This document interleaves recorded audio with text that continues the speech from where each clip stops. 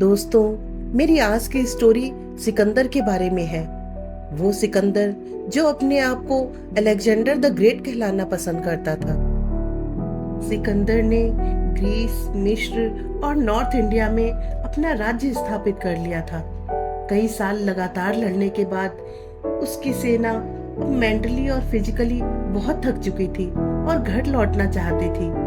अपनी सेना की मनस्थिति को देखते हुए सिकंदर ने भी इंडिया से वापस लौटने का मन बना लिया। सिकंदर को पता था कि भारत ज्ञानियों और संतों का देश है, इसलिए उसने डिसाइड किया कि वो एक ज्ञानी पुरुष को इंडिया से अपने साथ ले जाएगा।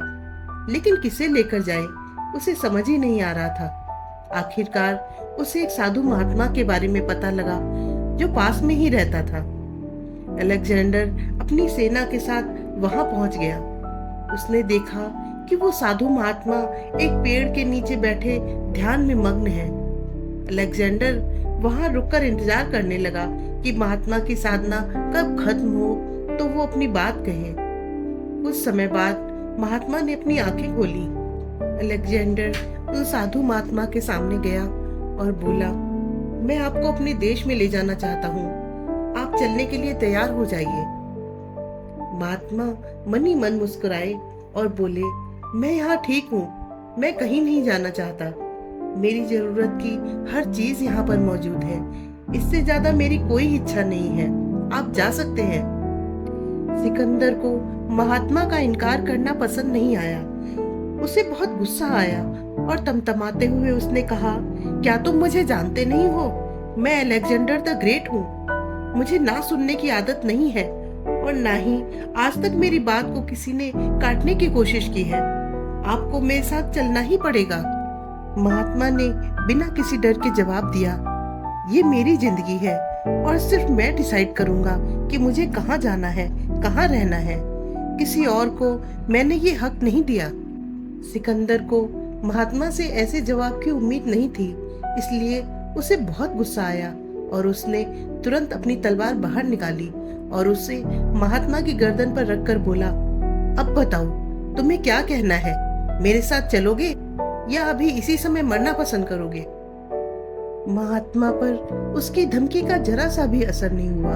वो अभी भी पहले की तरह शांत थे। उन्होंने कहा, राजन, अगर आपका गुस्सा मुझे मारने से शांत होता है तो आप अभी मुझे मार सकते हैं, लेकिन आपको मेरी एक सलाह है कि आज के बाद आप अपने नाम के साथ ग्रेट वर्ड यूज ना करें, क्योंकि आप में ग्रेट जैसा कुछ भी नहीं है।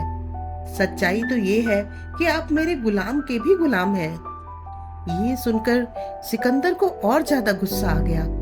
वो बोला, मैंने सारी दुनिया को जीता है और तुम ये कह रहे हो कि मैं तुम्हारे गुलाम का भी गुलाम हूँ? तुम्हारा ये कहने का क्या मतलब है? महात्मा ने जवाब दिया, गुस्सा मेरा गुलाम है। मैं तब तक गुस्सा नहीं होता जब तक मैं खुद नहीं चाहता। आपने बहुत सारे योद्धाओं को हराया होगा, लेकिन आप अपने गुस्से को नहीं जीत पाए। ये जब चाहे आपको कंट्रोल करता है, आप पर अटैक करता है। इसलिए मैंने बोला कि आप मेरे गुलाम के भी गुलाम हैं।